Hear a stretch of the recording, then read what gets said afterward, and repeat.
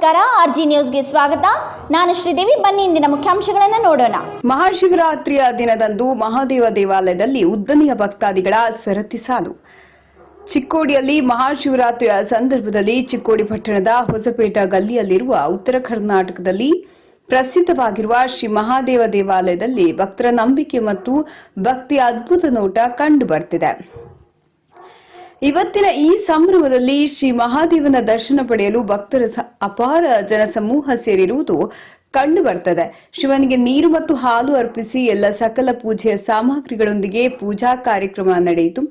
ನಂತರ ಶಿವನ ಅಭಿಷೇಕ ಹಾಗೂ ದೇವಸ್ಥಾನದ ಕಮಿಟಿ ಮಂಡಳಿ ಹಾಗೂ ಭಕ್ತಾದಿಗಳ ಉಪಸ್ಥಿತಿಯಲ್ಲಿ ಮಹಾದೇವನ ಎತ್ತಿನ ಬಂಡಿಯಲ್ಲಿ ಮೆರವಣಿಗೆ ಮಾಡಲಾಯಿತು. ಭಕ್ತರು ಸರತಿ ಸಾಲಿನಲ್ಲಿ ನಿಂತಿರುವುದು ಕಂಡುಬಂದಿತು. ದೇವಾಲಯದ ಅಂಗಳವು ಶಿವನ ಮಂತ್ರಗಳಿಂದ ಪ್ರತಿಧ್ವನಿಸಿತು. ನಂತರ ಭಕ್ತಾದಿಗಳಿಗೆ ದರ್ಶನ ಪ್ರಸಾದ ಅರ್ಪಣೆ ನಡೆಯಿತು. ಪ್ರತಿ ವರ್ಷದಂತೆ ಈ ವರ್ಷವೂ ಮಹಾಶಿವರಾತ್ರಿ ಹಬ್ಬವನ್ನು ಆಚರಿಸಲಾಗುತ್ತಿದೆ ಎಂದು ಶ್ರೀ ಮಹಾದೇವ್ ಟ್ರಸ್ಟ್ ಸಮಿತಿಯ ಮಾಜಿ ಅಧ್ಯಕ್ಷರು ರವಿ ಹಂಪಣ್ಣವರ್ ತಿಳಿಸಿದರು. ಪ್ರತಿ ವರ್ಷದಂತೆ ಈ ವರ್ಷವೂ ಶ್ರೀ ಮಹಾದೇವ ಮಂದಿರದಲ್ಲಿ ಶಿವರಾತ್ರಿ ಮಹೋತ್ಸವ ಆಚರಿಸುತ್ತಿದ್ದೇವೆ ಹಾಗೂ ನಾಳೆ ಮಹಾಪ್ರಸಾದ ಇದೆ. ಈಗ ನಮ್ಮ 2014ರಲ್ಲಿ ದೇವಸ್ಥಾನದ ಪ್ರತಿಷ್ಠ ಆದಾಗಿಂದ ಪ್ರತಿ ವರ್ಷದಿಂದ ವರ್ಷಕ್ಕೆ ಭಕ್ತರು ಹೆಚ್ಚಾಗಿದ್ದಾರೆ. ಅದರಿಂದ ಎಲ್ಲ ಜನರಿಗೂ ಅನುಕೂಲ ಆಗಿದೆ ಹಾಗೂ ಈ ಗುಡಿಯು ಸುದ್ದ ಒಂದು ರೀತಿಯಿಂದ ಅಭ್ಯುದಯ ಪಡಿತಾ ಇದೆ. ಹೀಗಾಗಿ ನಾವು ಕಮಿಟಿ ಮೆಂಬರ್ ಎಲ್ಲ ಕೂಡಿ ಈ ವರ್ಷ ಒಂದು ವಿಶೇಷ ಕಾರ್ಯಕ್ರಮ ಹಾಕ್ಕೊಂಡಿದ್ದೀವಿ. ಅದು ಅಂದರೆ ಮೊನ್ನೆ ರವಿವಾರ 23 ತಾರೀಕಿಗೆ ಗುಗ್ಗಳೋತ್ಸವ ಇಟ್ಕೊಂಡಿದ್ದೀವಿ. ಅದಕ್ಕೆ ಸುದ್ದ 70 ಗುಗ್ಗಳೋತ್ಸವ ಅದು ಚಿಕ್ಕೋಡಿ ಇತಿಹಾಸದಲ್ಲೇ ಒಂದು ಅತಿ ವಿಜೃಂಭಣೆಯಿಂದ ಒಂದು ಗುಗ್ಗಳೋತ್ಸವ ಆಗಿದೆ. ಅದೇ ರೀತಿ ಮುಂದಿನ ಕೂಡ ನಾವು ಮಾಡೋದನ್ನು ತರಾಸಿದ್ದೇವೆ. ನಂತರ ನಮ್ಮ ವಾಹಿನಿಯೊಂದಿಗೆ ಮಾತನಾಡಿದ ನಿತ್ಯ ಮಹಾದೇವನ ಅರ್ಚಕರು ಶ್ರೀ ಎಸ್ ಶಿವಶಂಕರ್ ಶಾಸ್ತ್ರಿ ಹಿರೇಮಠ್ ಅವರು, ಶ್ರೀ ಮಹಾದೇವ ದೇವಾಲಯವು 3 ಲಿಂಗಗಳ ಸಂಗಮವನ್ನು ಹೊಂದಿರುವ ಭವ್ಯ ಮತ್ತು ಸುಂದರವಾದ ದೇವಾಲಯವಾಗಿದೆ. ಈ ದೇವಾಲಯವು ಪ್ರಾಚೀನ ಕಾಲದಿಂದಲೂ ಪ್ರಸಿದ್ಧವಾಗಿದ್ದು ಅಂದಿನಿಂದ ಭಕ್ತರು ಭಕ್ತಿಯಿಂದ ಪೂಜೆ, ಅಭಿಷೇಕ ಮತ್ತು ನೈವೇದ್ಯಗಳನ್ನು ನಡೆಸುತ್ತಿದ್ದಾರೆ ಎಂದರು. ಶ್ರೀ ಗುರುಭ್ಯೋ ನಮಃ. ನಾಡಿನ ಎಲ್ಲ ಸಮಸ್ತ ಜನತೆಗೆ ಮಹಾಶಿವರಾತ್ರಿ ಹಬ್ಬದ ಶುಭಾಶಯಗಳು. ಶ್ರೀ ಮಹಾದೇವ ದೇವಸ್ಥಾನ ತ್ರಿಲಿಂಗ ದೇವಸ್ಥಾನ ಇದು ಬಹಳ ಪುರಾತನವಾಗಿರ್ತಕ್ಕಂಥ ದೇವಸ್ಥಾನ. ಇದು ಪ್ರಾಚೀನವಾಗಿರ್ತಕ್ಕಂಥ ದೇವಸ್ಥಾನ.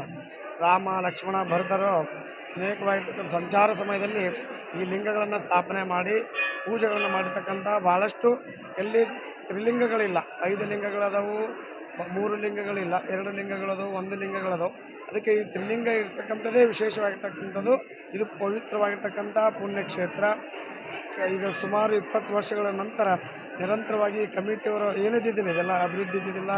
ದೇವಸ್ಥಾನ ಪೂರ್ಣ ನೆದೆಗುಂದಿತ್ತು. ಅದಕ್ಕಾಗಿ ಎಲ್ಲ ಭಕ್ತರ ಸಹಾಯದಿಂದ ಕಮಿಟಿಯವರು ಭಾಳಷ್ಟು ಶ್ರಮ ವಹಿಸಿ ಅಂದಿನಿಂದ ಇಂದಿನವರೆಗೆ ಇದೇನೂ ಇಲ್ಲದಿಲ್ಲ, ಭಾಳಷ್ಟು ಎಲ್ಲ ಜೀರ್ಣೋದ್ಧಾರ ಮಾಡಿ ಭಕ್ತರಿಂದ ಅನೇಕ ಥರದ ದವಸ ಧಾನ್ಯಗಳನ್ನು, ಹಣಗಳನ್ನು ಸಂಪಾದನೆ ಮಾಡಿಕೊಂಡು ರಾಜಕೀಯ ಅನೇಕ ಸಮಾಜದ ಎಲ್ಲ ಭಕ್ತರು ಕೂಡ ಇದಕ್ಕೆ ಕಾಣಿಕೆ ಸಲ್ಲಿಸಿದ್ದಾರೆ. ಅದಕ್ಕಾಗಿ ಅವರೆಲ್ಲ ಸಹಕಾರದಿಂದ ಇವತ್ತಿನ ದಿವಸ ಕಲ್ಯಾಣ ಮಂಟಪ ಆಗಿದೆ, ದೇವಸ್ಥಾನಕ್ಕಾಗಿದೆ.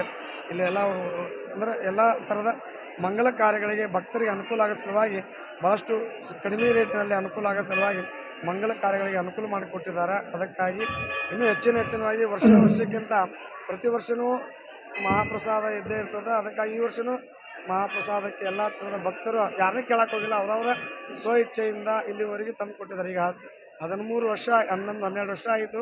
ಯಾರನ್ನೂ ಯಾವುದೇ ಥರ ದೇಣಿಗೆ ಕೊಡ್ರಿಪ್ಪ, ದವಸ ಧಾನ್ಯ ಕೊಡಲಿಲ್ಲ. ಅವರವ್ರ ಭಕ್ತಿಯಿಂದ ಶಿವರಾತ್ರಿ ಕೊಡ್ತಾರೆ. ಪ್ರತಿ ವರ್ಷ ಅಂದರೆ ಅದು ಒಂದು 5 ಕ್ವಿಂಟಲಷ್ಟು 3 ಕ್ವಿಂಟಲಷ್ಟು ಗೋಧಿ ಹಾಕ್ತಾರೆ, 5 ಕ್ವಿಂಟಲ್ ಅಕ್ಕಿ ಹಾಕ್ತಾರೆ. ನಿರಂತರವಾಗಿ ವರ್ಷ ಅಭಿವೃದ್ಧಿಯನ್ನಾಗಿದೆ. ಪ್ರತಿ ವರ್ಷ 5,000, 10,000, ಈ ವರ್ಷ 15,000 ಮಟ್ಟವರೆಗೂ ನಿರಂತರವಾಗಿದೆ. ಮೊನ್ನೆ ಗುಗ್ಗಳೋತ್ಸವ ಕಾರ್ಯಕ್ರಮಕ್ಕೂ 3,000 ದಿವಸ 3,000 ಮಂದಿ ಮಹಾಪ್ರಸಾದ ವ್ಯವಸ್ಥೆ ಮಾಡಿದ್ದಾರೆ. ಅದಕ್ಕಾಗಿ ಎಲ್ಲ ಅದು ಭಕ್ತರ ಕೊಟ್ಟಿದ್ದಾರೆ. ಇವತ್ತು ಎಲ್ಲನೂ ಭಕ್ತರ ಕೊಟ್ಟಿದ್ದಾರೆ. ಅಂದಿನಿಂದ ಇಂದಿನವರೆಗೂ ಯಾರು ಇಲ್ಲಿ ಏನು ಸಂಕಲ್ಪ ಮಾಡಿದಾರ, ಭಕ್ತರು ಏನು ಬೇಡಿಕೆ ಅಂದಿದ್ದಾರೆ, ಆ ಮಹಾದೇವನ ಅನುಗ್ರಹದಿಂದ ಅವರು ಎಲ್ಲ ಬೇಡಿಕೆಗಳು ಪೂರ್ಣ ಆಗಿದಾವೆ.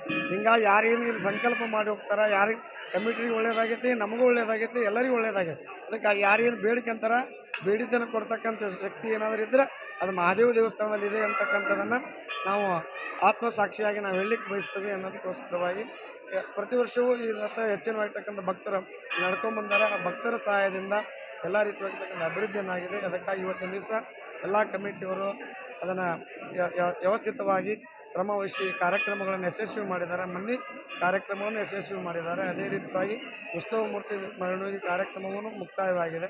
ಆನಂತರವಾಗಿ ನಾಳೆ ಮುಂಜಾನೆ ಮತ್ತು ವಿಶೇಷವಾಗಿ ಶ್ರೀಗಳ ದರ್ಶನ ಬಂದು ಶ್ರೀಗಳ ಅಮೃತಾರ್ಥದಿಂದ ಮಹಾಪೂಜೆ ಮಹಾಪ್ರಸಾದದ ನೈವೇದ್ಯ ಆಗ್ತದೆ. ನಂತರ ಎಲ್ಲ ಭಕ್ತರಿಗೆ ಪ್ರಸಾದ ವಿತರಣೆ ಆಗುತ್ತದೆ. ಅದಕ್ಕಾಗಿ ಎಲ್ಲ ಭಕ್ತರು ಶಾಂತಿಯುತವಾಗಿ ಆಗಮಿಸಿ ಅಂದಿನಿಂದ ಇಂದಿನವರೆಗೆ ತಾವು ಎಲ್ಲ ರೀತಿಯಾಗಿರ್ತಕ್ಕಂಥ ಮಹಾದೇವ ದೇವಸ್ಥಾನಕ್ಕೆ ತಾವು ತನುಮನದಿಂದ ಸೇವೆ ಸಲ್ಲಿಸಿದ್ದೀರಿ. ಅದೇ ರೀತಿಯಾಗಿ ಮುಂದಿನ ದಿವಸವೂ ಶ್ರೀ ಮಹಾದೇವ ದೇವಸ್ಥಾನಕ್ಕೆ ತನುಮನಧನದಿಂದ ಸೇವೆ ಸಲ್ಲಿಸಿ ಮಹಾದೇವನ ಕೃಪೆ ಆಶೀರ್ವಾದವನ್ನು ಪಡೆದು ಪುರಿತರಾಗಬೇಕಾಗಿ ಸದ್ಭಕ್ತರಲ್ಲಿ ವಿನಂತಿಸಿಕೊಳ್ಳುತ್ತೇವೆ. ಓಂ. ಇನ್ನು ಪ್ರತಿ ವರ್ಷದಿಂದ ವರ್ಷಕ್ಕೆ ಭಕ್ತಾದಿಗಳ ಮಹಾಪ್ರಸಾದ ದಾನಿ ಹೆಚ್ಚಾಗ್ತಿದೆ.